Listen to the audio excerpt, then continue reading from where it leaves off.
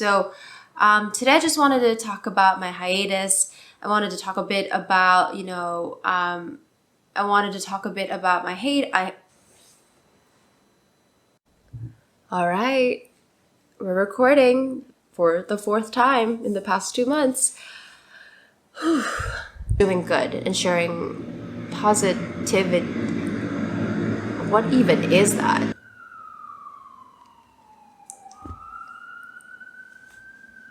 Hello, hello. Mic check, camera check, lighting check. Okay.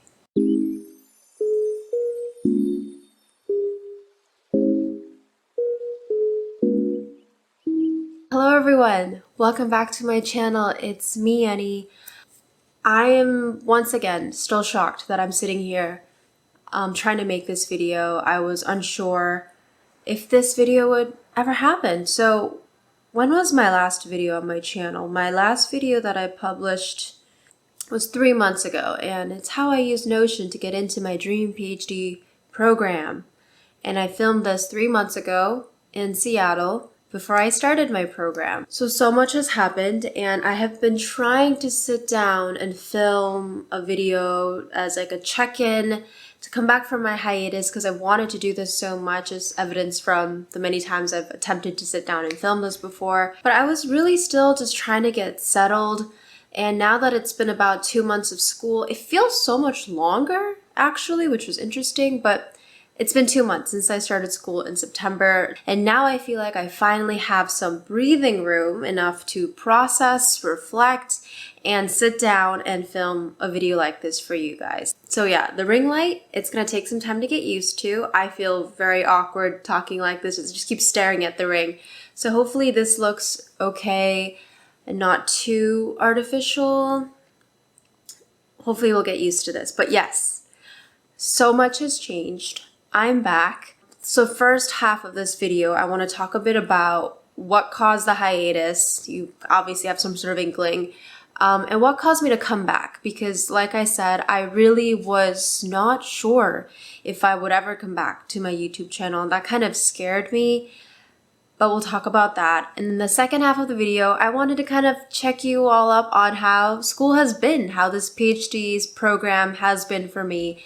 A quick reflection of the past 2 months and the things I've been going through, the feelings I've been feeling, and of course, as with my videos, lessons I've learned through these first few weeks and months of my PhD program. So with that said, let's get straight into the video. I already did sort of an intro, so I'll just jump into it. I wasn't sure if I was going to come back to YouTube, because now that I am a PhD student in a psychology program, there's new rules, right? Now that I'm no longer my own employee at this agency, of course the agency had rules, and I made sure to read up on them to see if I could continue doing this YouTube thing. And throughout my years of being on YouTube, whether being a Master's of Social Work student at NYU or going through the different work environments that I worked in, I feel like I did a pretty good job of maintaining boundaries, making sure to be ethical. I'm not talking about client ABC, blah, blah, blah on my channel. So I felt good about it, but now that I'm in a whole new program, I needed to make sure I read through the ethical guidelines and the program rules on if PhD students are allowed to have a social media presence. And from the reading that I've done, the conversations I've had with my colleagues and other faculty, the rule really is there is no concrete rule. They can't say I can't have a social media account, but they always say just be careful, be mindful, be professional, remember to be ethical. And I think I've done a pretty good job of doing all those things during the entirety of my time here on YouTube. So when I was able to, get those questions addressed and really think about it, and if I want to even continue doing YouTube, that is when I decided, okay, I think I do want to keep doing this chapter in my life, being back in New York City, being a PhD student.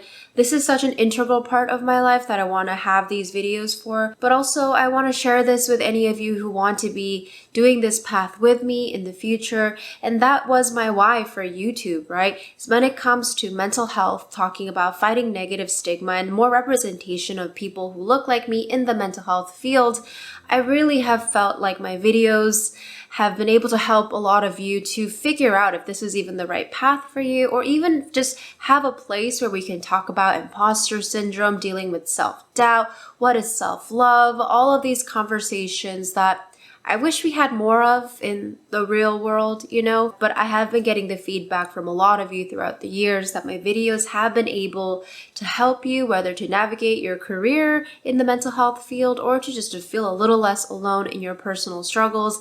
And I decided that I want to continue doing that. I want to continue doing this. So it's a lot of curating of content. So if you've noticed on my channel, I might have gotten rid of some of personal vlogs. And so moving forward, I'm not saying I won't vlog per se, but for the sake of my own privacy and also the privacy of the program and just keeping those ethical boundaries intact, I'll continue making sure to be as professional as I can be on my YouTube channel.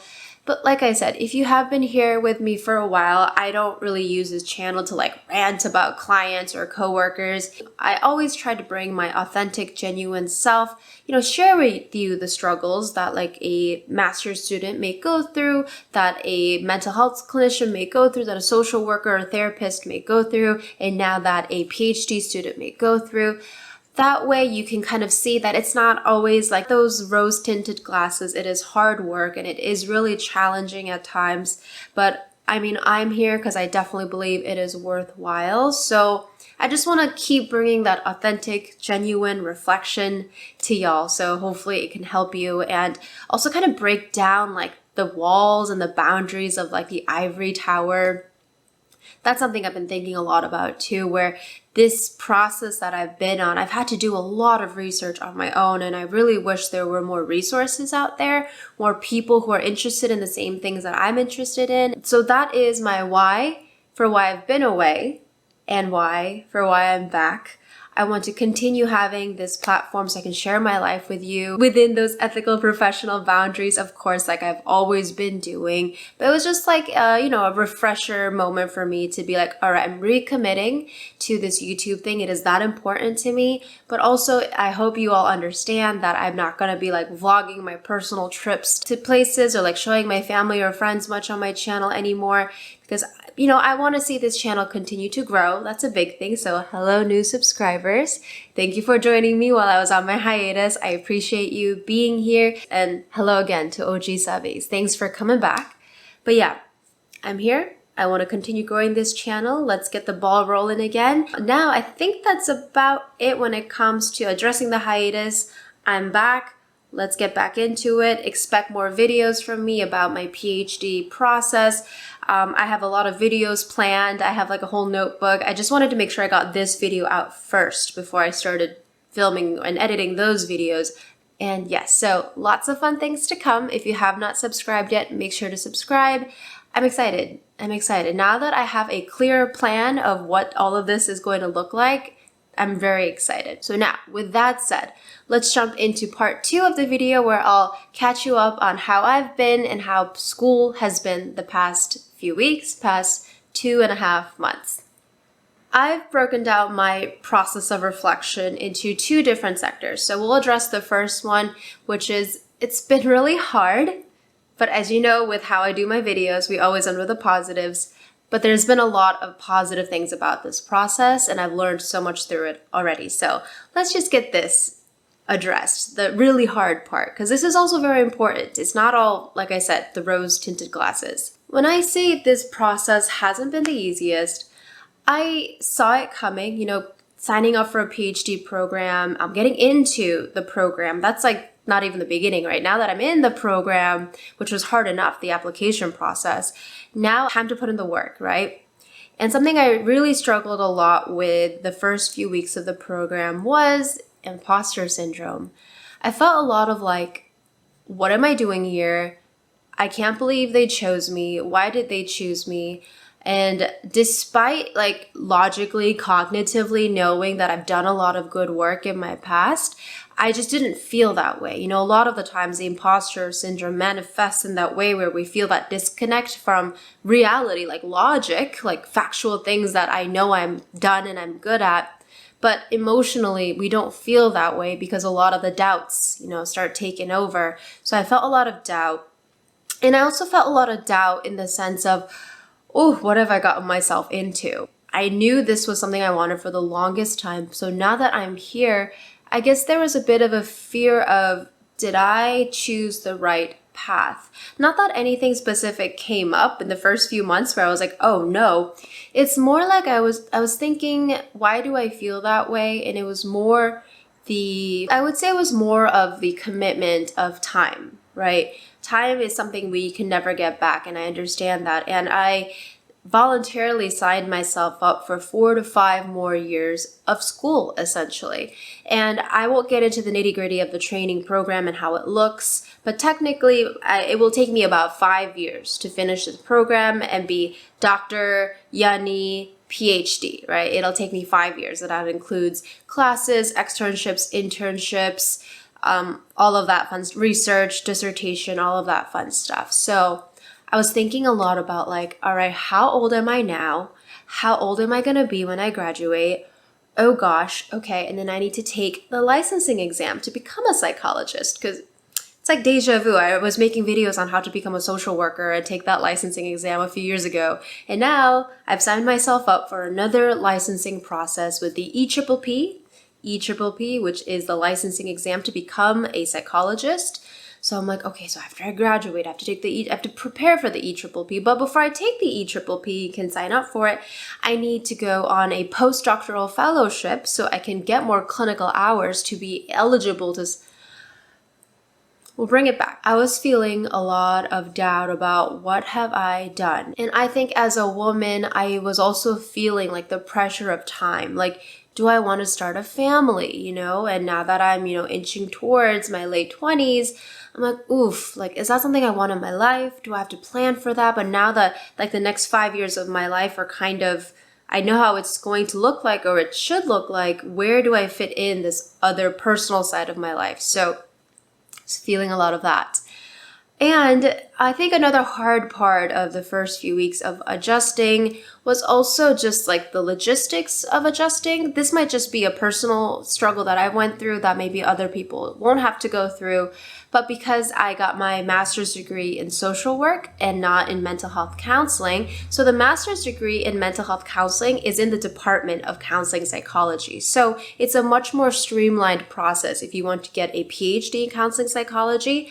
However, I got a master's in social work, which is in a whole nother department. So technically, although in like the real world and agencies, I did the same work, I was able to get the same jobs as anyone else who had a master's in mental health counseling. It was not the same exact thing. So I struggled a little bit with trying to transfer a lot of my credits over from my master's program, because at the specific program that I'm in right now, this PhD in counseling psychology, there is an accelerated track for people who have a master's in mental health counseling, so they can get like a year shaved off from their PhD process. So I was under the notion that I could also be on the accelerated track because I have a master's in a clinical related practice, but like through the technicalities of trying to get my classes transferred, at the end of the day, it turned out that all of my credits that I'm able to get transferred will have to be electives. So there's no like one-on-one transfer, which I think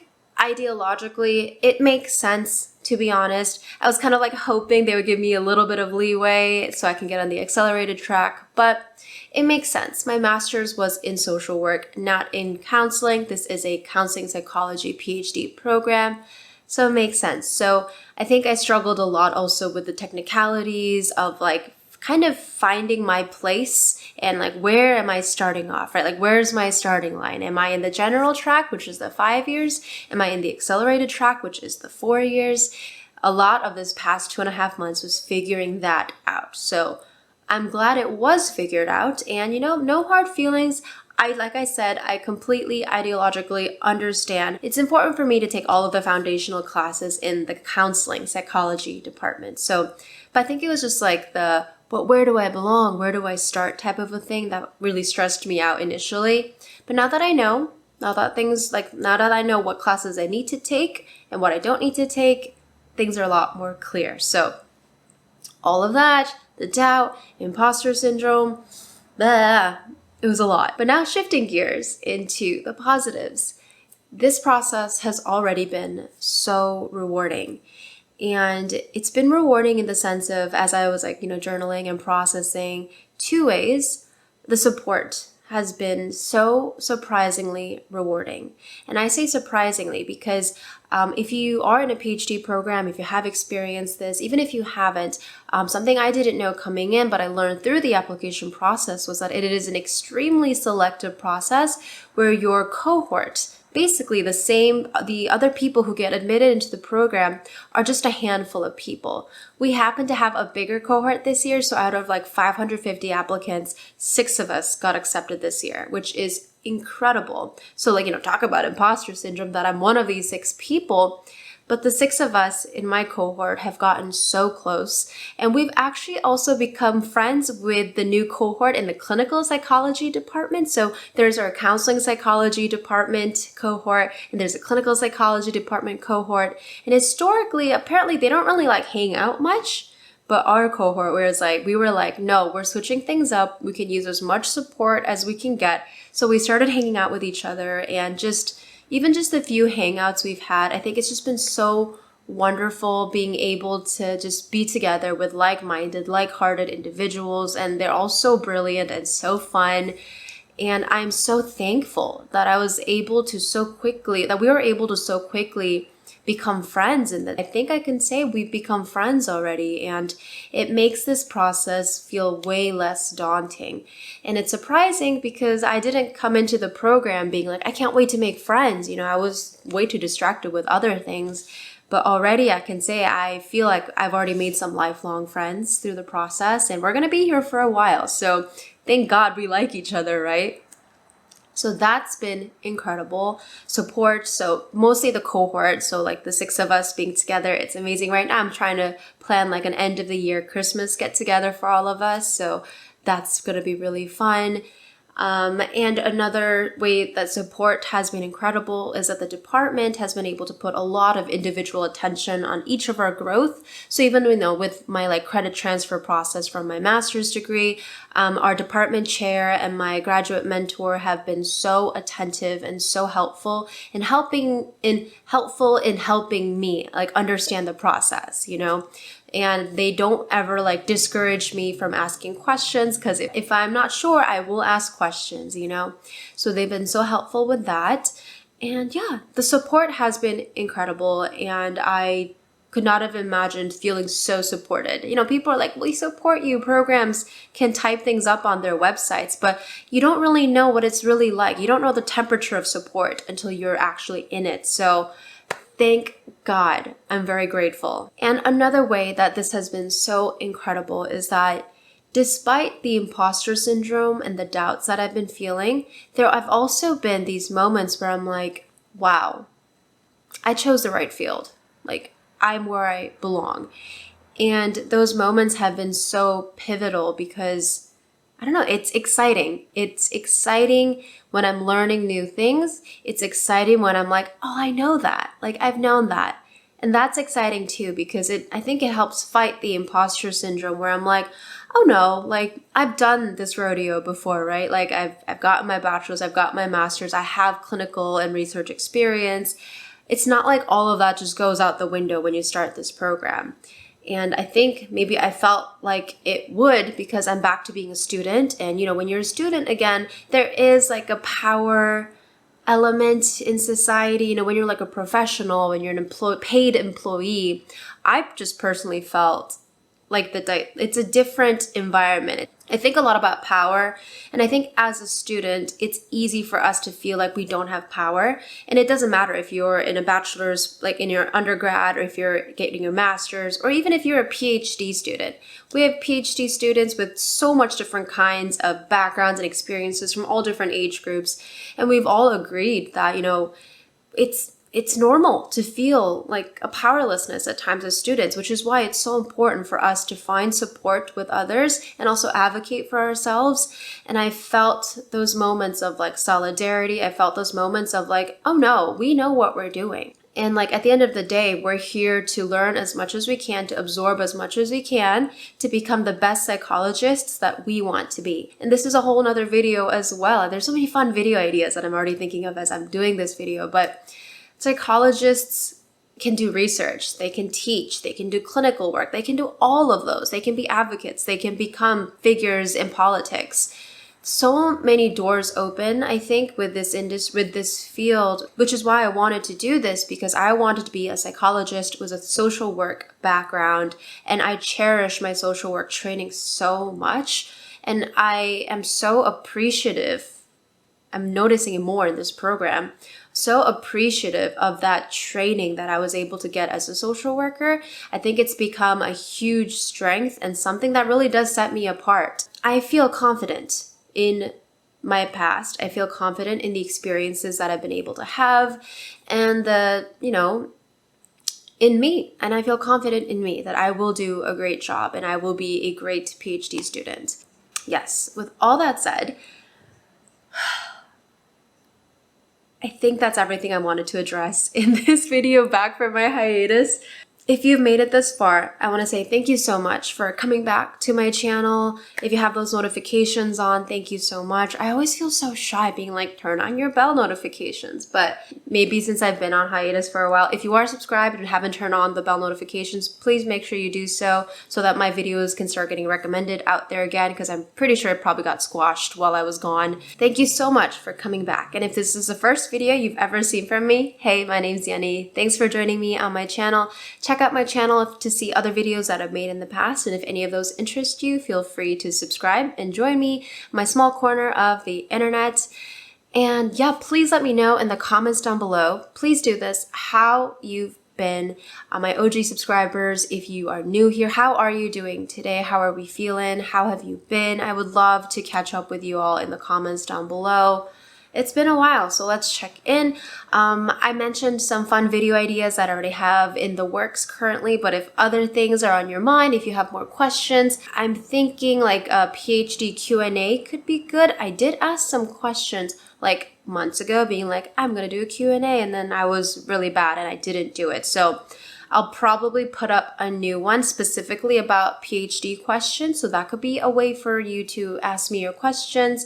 But either way, ask them to me in the comments down below. Let me know how you've been, and I will see you next week with the very next video. I'm so happy to be back. Thank you so much for your patience while I was on my hiatus, moving across the country, starting a whole new program, starting a whole new life. It's been a lot, but YouTube is something I've been doing through all of these transitions, and I'm so grateful for it. So thank you so much for watching. If you like this video, please make sure to give it a thumbs up. I hope you're taking care of yourselves emotionally, physically, mentally, in all of those very important ways.